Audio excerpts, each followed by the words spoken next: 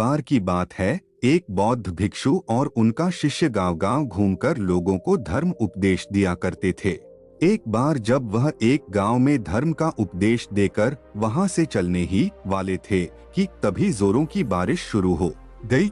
उन्होंने बहुत देर तक प्रतीक्षा की, लेकिन बारिश रुकने का नाम ही नहीं ले रही थी। तो उन्होंने निर्णय लिया कि वह इसी गांव में एक छोटी सी कुटिया बनाएंगे और अगले कुछ हफ्तों तक इसी गांव में रहेंगे। उन्होंने गांव के बाहर एक छोटी सी कुटिया बनाई और वहीं रहने लगे। लोगों को उन भिक्षुओं के मुंह से बुद्ध की शिक्षाओं को सुनना बहुत ही अच्छा लगता था, इसीलिए हर दिन बहुत से गांव वाले उनके उपदेश सुनने उनके पास आने लगे। गांव के लोग उन बौद्ध भिक्षुओं से गहरा स्नेह रखते और उन्हें बहुत मान सम्मान देते। वह उनके खाने की व्यवस्था भी करते थे और बहुत से गांव वाले तो उपदेश सुनने के पश्चात उन्हें कुछ उपहार भी देकर जाते। इस तरीके से बहुत दिनों तक वह बौद्ध भिक्षु और उनका शिष्य उस गांव में ठहरे रहे।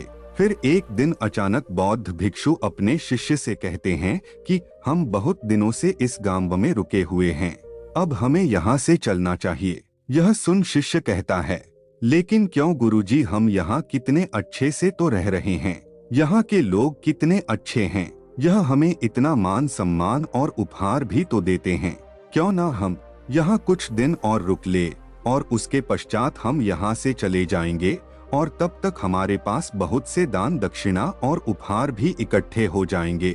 शिष्य के मुंह से ऐसी बातें सुनने के बाद गुरु ने कहा, नहीं, अब हम यहाँ और नहीं रुक सकते हैं, हम यहाँ पहले ही बहुत रुक चुके हैं और हमें धन और उपहारों के इकट्ठा करके करना भी क्या है।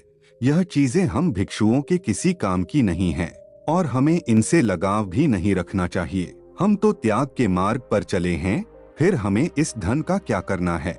गुरु ने शिष्य की आंखों में देखते हुए कहा, हम आज ही यहाँ से चलेंगे और जो कुछ भी उपहार भी मिला है वह सब कुछ यहीं छोड़ दो और खाली हाथ मेरे साथ चलो। शिष्य तो वो सारे उपहार अपने साथ ले जाना चाहता था, लेकिन वह गुरु की आज्ञा का उल्लंघन भी नहीं कर सकता था, इसीलिए वह जाते जाते कुछ चांदी के सिक्के बिना गुरु को बताए अपने कपड़ों की पोटली में छिपा लेता है। जैसे ही वह कुछ दूर चले, उन्हें रास्ते में एक बहुत बड़ी नदी मिली। वह जिस गांव में धर्म उपदेश के लिए जाना चाहते थे, वहां तक पहुंचने के लिए उन्हें इस नदी को पार करना ही था। जब वह नदी के किनारे पर पहुंचे तो वहां एक नाव चालक बैठा हुआ था।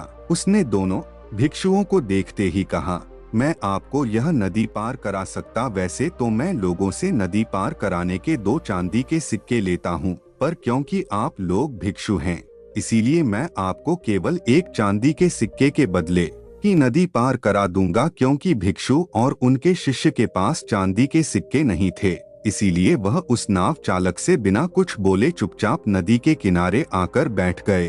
हालांकि शिष्य ने चांदी के बहुत से सिक्के अपनी पोटली में छिपा रखे थे, लेकिन वह उन्हें निकाल नहीं सकता था, क्योंकि उसे डर था कि गुरुजी उस पर गुस्सा होंगे। इसीलिए वह भी गुरु के साथ चुपचाप यह सोचकर बैठा रहा कि देखते हैं बिना सिक्कों के गुरुजी नदी कैसे पार करते हैं। लेकिन गुरु यह सोचकर किनारे बैठे रहे कि हो सकता है कुछ देर बाद यह नाव चालक खुद ही बिना सिक्कों के उन्हें नदी पार करा दे, या फिर जिस गांव से वह अभी आए हैं वहां का कोई इंसान यहां से गुजरे और उनके हिस्से का किराया भी नाव चालक को दे दे। लेकिन ना तो नाव चालक ने कुछ कहा और ना ही गांव का कोई शिष्य वहां से गुजरा। बैठे बैठे शाम हो गई, लेकिन डर के मारे ना तो शिष्य ने सिक्के निकाले और ना ही नव चालक बिना सिक्कों के उन्हें नदी पार कराने के लिए तैयार था। अंधेरा होने लगा, लेकिन वह अभी बैठे हुए थे। यह देख नाव चालक ने उन्हें डराने की कोशिश की। उसने कहा, महात्मा, रात होने को है और रात में आप लोगों का यहाँ ठहरना खतरनाक हो सकता है, क्योंकि बहुत से खूंखार जंगली जानवर रात में इस नदी में पानी पीने आते हैं और आपके साथ कुछ भी हो सकता है। इसीलिए या तो आप जहां से आए हैं वही वापस लौट जाएं, या फिर मुझे सिक्के देखकर यह नदी पार करें और अपने गंतव्य तक पहुँचे। और वैसे भी कुछ देर बाद मैं भी यहाँ से जाने वाला हूँ। जैसे ही शिष्य ने उस नाव चालक के मुंह से खतरे की बात सुनी, वह बहुत डर गया। उसने तुरंत ही अपनी पोटली में से 2 चांदी के सिक्के निकाले और नाव चालक को देते हुए कहा, कृपया हमें जल्दी से नदी पार करा दे। नाव चालक ने सिक्के लेकर उन्हें नदी पार करा दी।